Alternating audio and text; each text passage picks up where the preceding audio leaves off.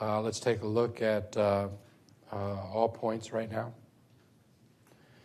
and then we'll do PARD. Okay, so Winstead cases? No, No? all points, 84. All points.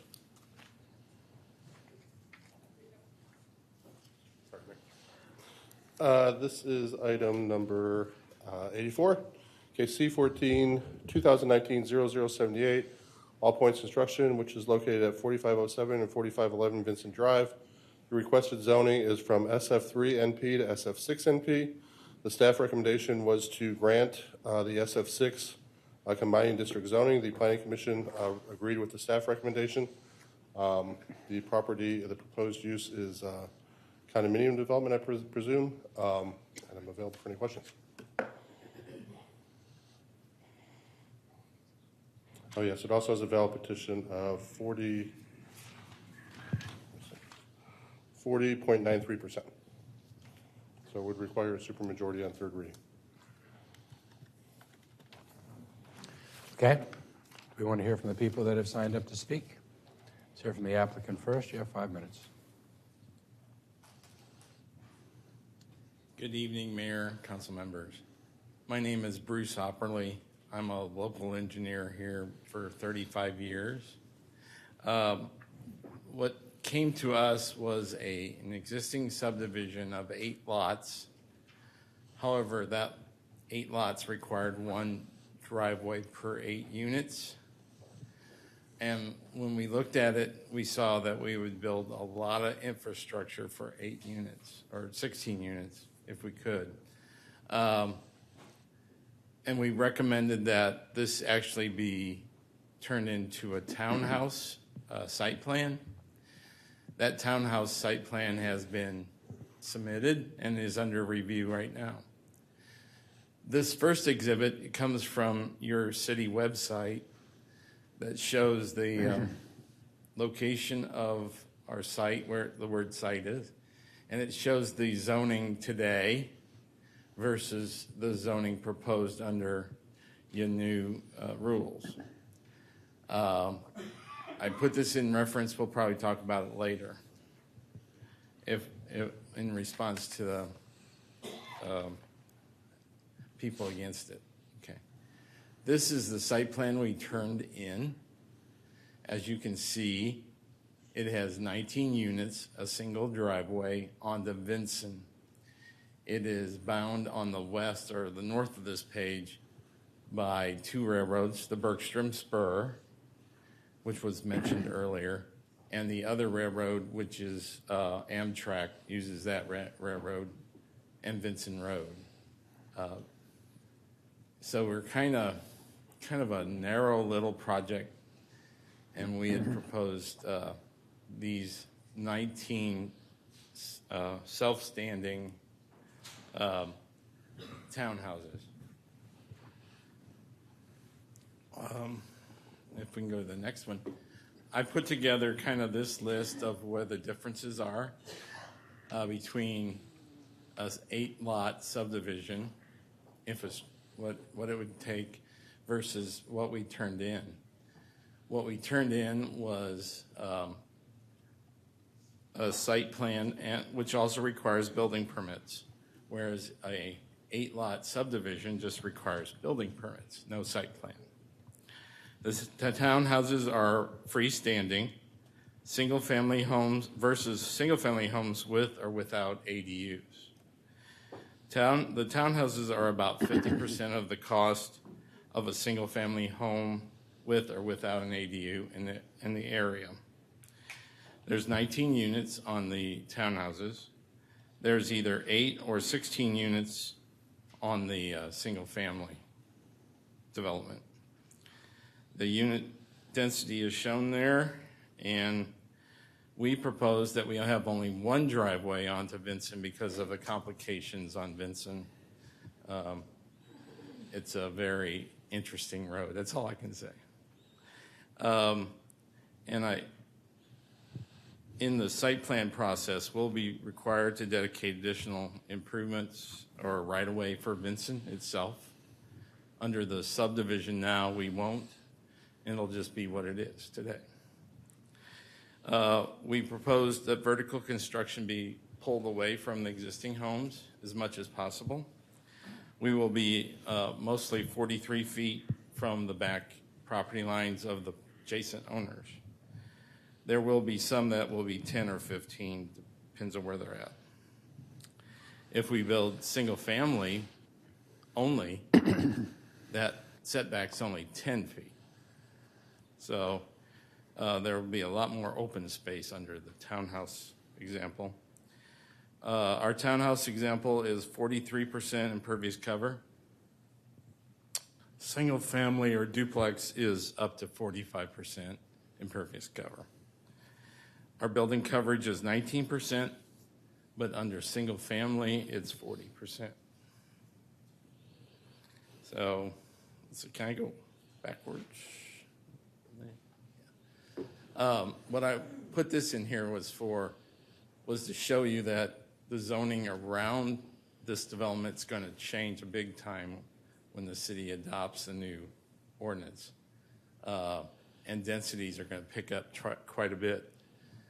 The neighborhood, we met with them twice in July, and the only thing we got out of that meeting was they didn't want us to upzone their neighborhood.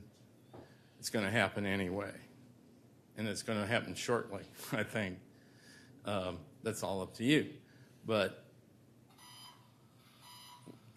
we'd like to know what they also, I don't think they objected to the site plan. So if they have more, please let us know. Thank you. Okay, let's call Ray Collins. Mr. Collins, you have time donated from by Margaret Dunn. Thank you. And by Mario Cantu. Is Mario still here? No? You have 5 minutes, Mr. Collins. All right. That'll work. Have the slide, please. My name is Ray Collins. I chair the South Manchac Neighborhood Plan Contact Team.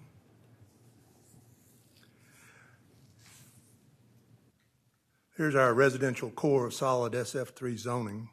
There is no higher zoning anywhere, and the only non-residential use is the adjacent church to the north. We all know churches are a use allowed in any zoning. Page 52 of our neighborhood plan, the text circled in red and enlarged at the top, states for SF6 zoning uses should be conditional and may be appropriate when located next to more permissive districts or intensive uses. There are none as per the previous slide. Neither the neighborhood plan nor the May 2nd council direction to staff calls for greater density in our residential core. Council has directed that density be located on transit corridors and at Imagine Austin activity centers. The October 25th revisions to the Land Division Code rewrite indicate that the South First Transition Zone will be 2 lots deep, shaded in blue. And I've drawn in the maximum transition zone depth given by staff. Neither calls for greater density at this property. There is no council direction for greater density based on distances from the nearest Imagine Austin activity centers. The property is in the McMansion zone. There is not a well-connected street grid. There's a typical suburban street grid, which became even more disconnected when the UP Railroad cut it north to south. From the enlarged ASMP implementation map, you can see the properties in a displacement risk zone, not a high opportunity area. Once again, neither our neighborhood plan nor council direction calls for greater density. The latest census tract data give a median household income of $45,660 with 18.4% of the residents under the poverty line. The applicant said his homes will be in the 350 to 400K range. Bank rate mortgage calculator makes that an income of $8,000 a month for a $400,000 home. And here are the monthly payments for a nearly new 339,000 home nearby and a 399,000 home nearby. The result of this income discrepancy is shown in this graph from the city demographer, April 3rd presentation to the Environmental Commission. People with 50 to 100K household incomes will be added over time, and the light brown areas in the bar graphs will continue to expand. Residents with household incomes of less than $50K will be displaced, and the blue areas of the bar graphs will continue to shrink. And then in terms of drainage, why is this property only suitable for SF3 zoning at most? Here's the drainage infrastructure for the Vinson Drive property. Straight to Williamson Creek Greenbelt, the header shown in the black diamond. And on the flood pro map on the right, you can better see where the header empties into Williamson Creek Greenbelt. Greater housing density and more impervious cover will only further expand the new Atlas 14 100-year floodplain and result in more flooding along Williamson Creek and Lower Onion Creek. When the LCRA rain gauge outlined in black just upstream of this property registered 12.9 inches of rain in 24 hours, this is the water entering the geographic area of our neighborhood plan. Kevin Shunk of Watershed Protection tells us that this is now a 100-year flood. Greater housing density at 4511 Vinson Drive will result in even higher floodwaters in our plan area and downstream. And again, this property is suitable at most for SF3 zoning. The text and graphics for the 3 remaining sections of my presentation are available to you in the PowerPoint. The next section illustrates that there is no basis for adding density to a transit-poor area with a car-dependent walkability score of 25. The penultimate section concerns the poor quality of the site plan, as is now apparent from the Update 0 Master Comment Report. The last section invalidates a claim the applicant made to the contact team and again to the Planning Commission that a second driveway is possible. And I just wanted to answer something that totally wrong that the applicant said, and that is that this is going to be R2A. It's not going to be upzone. It's going to be limited to the same density that it is right now under the present code. And the driveway limits the number of units that can be built. Was that the buzzer I heard just then? Okay, that's enough.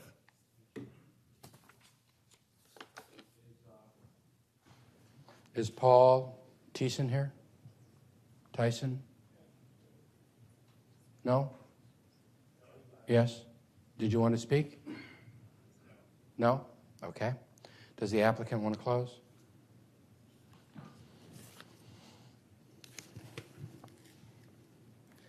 I just want to respond to what Ray had said and go back to my exhibits if I can. Can we go with that first exhibit? He tried to do something similar, but he hand drew his in. I just copied mine straight from the city website. Can I have the first exhibit, please? Okay. And he didn't show on 2nd Street they're upzoning all that quite a bit. They've upzoned 1st Street quite a bit. Yes, I would still remain the R2 if I don't get this zoning approved now. That is true. As far as drainage goes in, we're providing detention ponds that will keep the flows leaving the site at below or the same levels. And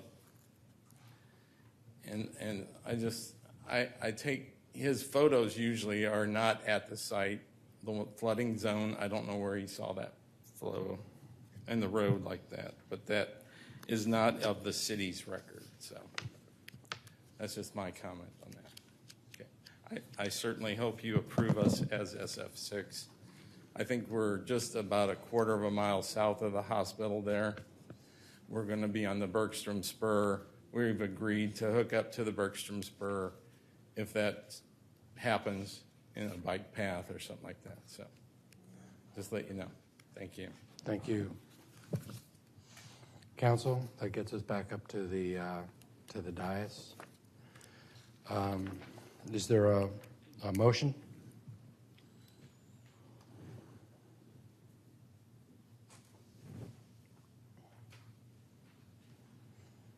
Is there a motion on this? If we don't have a motion, it doesn't work. Councilmember Flanagan? Councilmember Flanagan moves approval. Is there a second to the motion? Councilmember Ellis seconds it. Discussion on the dais. Mr. Flanagan, you have a chance to go first if you want to. Councilmember Kitchen. I'm not going to be able to support this. There's a list of reasons. It is in the middle of a neighborhood area, as both have talked to. Under the existing plan, it's SF3. Under what's proposed for LDC, it's SF2A, I think. It's not on a corridor. It's not on any of the areas that we've talked about in terms of increasing density. It's not aligned with the neighborhood plan in that area, and we just heard from the contact team on that. And so it just doesn't make sense to me as an area for SF6. So I'm not going to be able to support it.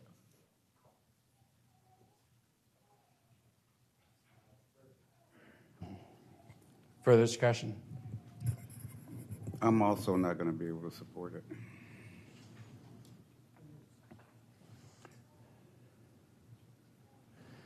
Okay, we ready to take a vote?